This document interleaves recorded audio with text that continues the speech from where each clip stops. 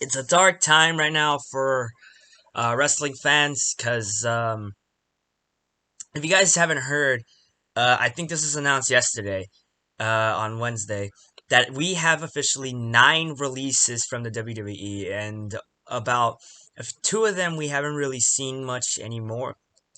But these are all names that have like been released of a bunch of people who some people may remember, some people may like. But there's so far there's only from what I can tell from this list, 3 people who have been released that people were the most shocked and probably hurt and saddened by. Everyone else, they were saddened about the other releases, but these 3 must be like the top ones because of how great these 3 were. And I won't lie, I agree with them in that case because these 3 were actually pretty amazing. And these are the people I'm talking about. So I have the list up on my phone right now, and it's saying that this will be updated at more because I feel like there's supposed to be more because it says like the people they release, but it also says updating, meaning that this isn't going to be the last release we're going to see. So there's going to be a possibility we're going to get more videos, not just from me, but from other people out there who make wrestling videos that talk about the other releases. For now, we're going to talk about these releases and how they hit. So first, let's go with the 3 main ones I will do last. First, let's go with so we got WWE veteran Mickie James being released. She has been around WWE for a very long time, which is why she's considered one of the veterans of WWE. I think she was around the same time as Trish Stratus, Lita, the Hardy Boys, and all those other wrestlers out there. She was actually one of the greatest wrestlers out there. The last time we ever really saw her was when she made a return in Raw, and then had a match with Asuka, and then lost the match against uh whoops, sorry about that, I had something on. And then the last time we ever really saw her in the ring within 2020 was actually when she fought against Selena Vega before, WWE released her, which, by the way, is kind of fucked up why they released her. She actually was doing a good job. But after the match, by the way, I saw that match between Selena Vega and Mickie James. I'm pretty sure Selena Vega nearly killed her because that shit looked bad. But yeah, that was the last time we saw Mickie James in the ring, and then the last time we also saw her was Monday Night Raw Legends Night. And then the last official moment we ever got to see her in the ring, at least this year, was actually in the Royal Rumble before she got eliminated. So yeah, sadly, that's the last time we saw Mickie James. And I'm not gonna lie, it's kind of good that they released her because she hasn't really been doing anything anymore. Like, they haven't really been doing much with her and such, so it was kind of a good thing they released her. It sucks, but hey, it is what it is, and who knows what she'll be doing. Maybe she'll be doing something she's always wanted to do outside of wrestling. Hell, maybe she might even sign with other wrestling companies. Who knows? Like maybe Impact, Ring of Honor, AEW, and or any other kind of wrestling brand out there. Who knows? We'll see. The next person is Chelsea Green. Now, I don't really know much about Chelsea Green, but all I know is that she was from NXT, and I think she was actually a part of the Robert Stone brand for a bit, which I might be correct. Uh, but we haven't really been seeing much of her at all. The last time we ever really saw her, the last time I officially saw this girl actually was when she first debuted in SmackDown to join Team SmackDown for the women's for Survivor Series, which by the way she lost. But after that, we haven't really been seeing her. Like, she only appeared once, and then that was it. We haven't seen her like at all after that. So that was kind of a that's kind of a fucked up thing, don't you think? That's why I think this thing is kind of fucked up because she just made it to the main roster, had one match, and now like that was like fucking like last year. I remember because I think yeah, no, it was last year because I think if I remember correctly, Survivor Series was on November. So it's kind of fucked up if you think about it. That was her last. That was the only match we were gonna get to see of her in the main roster. So WWE's kind of fucked up for releasing her like that, but hey, at least hopefully she does something great in other brands. Who knows? We'll see. Tucker. This one hurt me a lot because Tucker was one of my favorite wrestlers, especially when he was tag teaming with Otis for Heavy Machinery. These two were like the best wrestlers I've seen. They're awesome, they're quirky, they're funny, they're cool, they are very skilled and very talented. And the way WWE has been treating Tucker really sucks. And when they turned him heel, I'm not gonna lie, that shocked me. And I was like, yo, I cannot wait to see how this storyline plays out. I want to see Tucker and Otis, have a brawl with one another. But then WWE immediately, like, never show Tucker that much anymore. The last time I ever really officially saw Tucker, way before SmackDown, before WrestleMania, was actually when he was fighting for the 24/7 title. Like, that was the last time I've ever really seen Tucker at all before having to see him for once in, like, the Andre Battle Memorial on SmackDown, where, of course, he lost. And I'm not gonna lie, it sucks that they had to do this to Tucker. Tucker, man, I wish they had him stay. I wish they gave a good storyline between Tucker and Otis. I was really hoping for that, but WWE fucked that up. So, yeah, Tucker's gone. Kalisto's also gone too, which kind of is sad if you think about it, because they've been doing so much with Lucha House Party and even Kalisto, but there just hasn't really been much done with him anymore. The last time we've ever really officially saw Kalisto was whenever he was backstage with everyone else, and then that was it. And then the last time we saw him was actually in the the Giant Battle Memorial, just like Tucker, where he got eliminated by the Lucha House Party, Lince Dorado, and Gran Metalik. Of course, after that, that was it. So now Tucker, Kalisto are gone, and that sucks. Wesley Blake was also released, and I had no idea who Wesley Blake was until I found that he was one of the Forgotten Sons.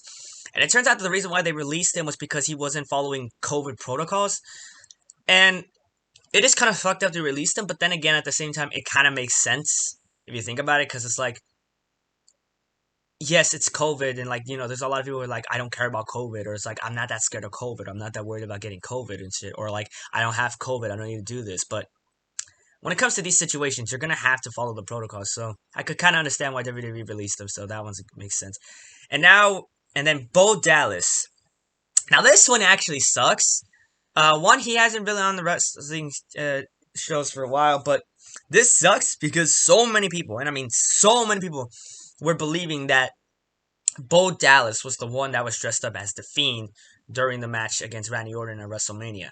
And people were thinking, oh, this is going to be like a twist. This is what's going to bring in Bray Wyatt versus The Fiend or something like that, which also would have been fucking awesome if that was the case. I'm still waiting to see that. I want to see Bray Wyatt versus The Fiend happen. And so many people were making theories about Bo Dallas being in this, especially after what Alexa Bliss did at WrestleMania, where, like, she started, like, bleeding or some shit. And, distracted The Fiend, making him lose. Like, there were so many theories going out there. So now that theory is out of the way, and now no one knows what the hell's going on. No one knows what's going to go with this, but we'll just have to wait and see. But this was interesting. So yeah, Bo Dallas is gone. And now it's time to talk about 3 people who got released. The first 2 I want to talk about, I'm going to talk about at the same time, because these 2 were actually tag teams before WWE decided to make the harsh decision to split them up for no reason. And those 2 are none other than Billie Kay and Payton Royce, the Iconics. I'm gonna miss doing that.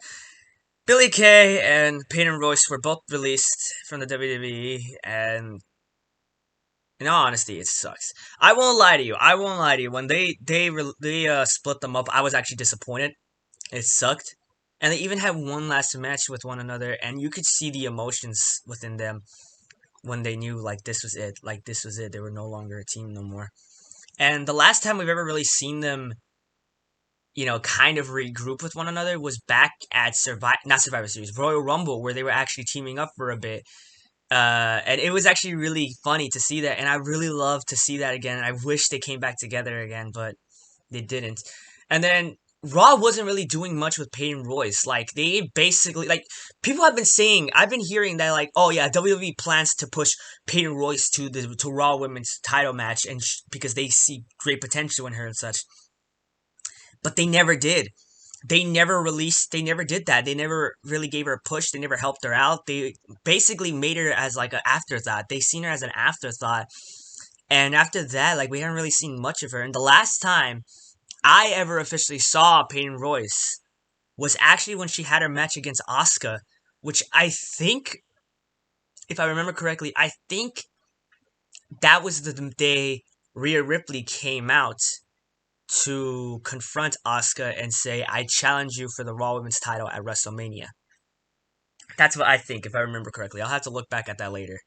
I'll say in the description if I did or not, if it was or not. I mean, but yeah, that sucked, and I was like, dude, I wanted to see Payton Royce like do something. I would have loved to see both Payton Royce and Billie Kay come back together, but they lost it. And Billie Kay, she was actually doing well in SmackDown. Like, granted, yes, she wasn't wrestling a lot, but her character herself, going around trying to get jobs for different people, whether it be, working under King Corbin or working with the Riot Squad, trying to work with Tamina and Natalia, trying to be one of the announcers for WWE for SmackDown, trying to be an interviewer, trying to be a general manager, teaming up with Carmella. All that stuff was actually really amazing. And it was funny as hell to watch all the time. It was annoying sometimes when Billie Kay did some of the shit, but it was entertaining as fucking. I really loved it, especially when she had her continue doing her shenanigans in the Royal Rumble too. I thought that was funny as hell, and I loved it. So having to have WWE do this to her really sucks. So that's why I think it sucks they released the Iconics, and I really hope that the Iconics get back together again, and hopefully they team up again in other brands. I'm suspecting they're probably going to go to AEW. There's two places I can imagine them going to, and that's either AEW or Impact Wrestling. And I say AEW because Peyton Royce's husband Sean Spears is there, or boyfriend. I don't remember. I don't know if they're married or not, but Sean Spears is there. And I could only imagine, she would probably want to go there with him, so that way, they could still have time together, they could still be together. They're probably going to be working differently, but they could still be together. And plus, if you also think about it, AEW can actually help out making them bigger stars, help build them up more and more. If they ever do the whole women's tag team division shit more and more. And thinking about it, actually, if AEW wanted to bring up the AEW women's tag team division and even try and build up for an actual women's tag team title match for and to crown the first champions, if they sign the Iconics, that can actually help out a lot, because the Iconics are actually very skilled and talented tag teams together. I've seen how they wrestle, and they're actually pretty good together. So I would only imagine that if AEW was to bring up the AEW women's tag team division and build it up to be a hype, can only assume they would have Billie Kay and Peyton Royce be those women tag team champions, because they will actually help build up the women's tag team roster and help make the women's tag team division and, of course, tag team titles, if they ever make it, important. Unlike WWE right now, where it doesn't really matter anymore. Like, I'm not gonna lie to you, I'm gonna go off a quick vent here. The women's tag team titles, I do not give two shits for anymore. I lost interest in those like years ago. Like, there's no point in it no more. I don't care about it no more.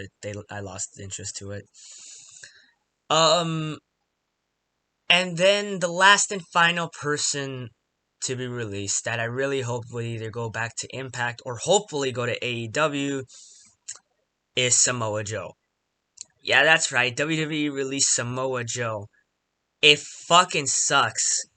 Samoa Joe has been injured for a while, and like he actually had stated that he was just ready to go back into the ring, but right now, WWE had him as a commentator for Raw. And I won't lie to you, he actually was a good commentator. He was actually really good, even whenever he wasn't wrestling. But the fact that WWE released him kind of sucks. It shows how much they cared about him enough to, like, Samoa Joe could have done good things in the company. Hell, it would have been cool to see him actually fight for the WWE title for once, or even become a WWE champion, whether it be heavyweight or even universal. Like, it would have been sick to see, but just like everyone else, WWE released him, and it sucks. So I'm really hoping, and it sucks because the only time I've ever really seen him live was when I was at Monday Night Raw live. I think the week after Randy Orton had concertoed Edge, if I remember correctly. Because then that day, that was also the first time I saw Matt Hardy there. And Joe, when he came out, bro, like, everyone was like, Joe, and like, he just carefully clutched fucking Seth Rollins. That was awesome. I really love seeing Joe there. I really wish I could have seen him again. And it really sucks for not going to see him anymore. And hopefully he does go to AEW, because I'm pretty sure AEW would do some good things with him, unlike WWE. But right now, yeah, this is what we had to deal with. So, it sucks. because these three, Payton Royce, Billy Kay, and Samoa Joe, were the only ones who were like majorly, and I mean major disappointment to lose in the WWE, because they were all three of them were great talents. They were amazing, and it really sucks to see them gone and have them leave WWE now. But like I said, hopefully they get signed to any of the other wrestling productions, and hopefully, you know, get the joy and love that they need, because they need it. And I really hope that if it's AEW, that they do a good job with them, unlike how WWE is. Uh, and that's kind of about it. So yeah, those are the 9 wrestlers who have been released from WWE. Still sucks to know this. I really do hope things do go great for them. I hope that they find a wrestling production that gives them that satisfaction of having fun in wrestling again. Because in all honesty, I feel so bad for them, and I wish them the best of luck. And I cannot wait to see what they have in store for everybody. But that's kind of about it. I'm just gonna end it off here. Again, this is some sucky news. This sucks. I really hate hearing this. I really hate hearing when there's releases at all, especially when the wrestlers I like. But yeah, this is what we gotta deal with. So I'm just gonna end it here. Thanks for watching, guys, and please give some support to these wrestlers. They need it, and wish them the best of lucks in their journeys after this. And yeah, I'll see you guys next time. Adios, paisanos.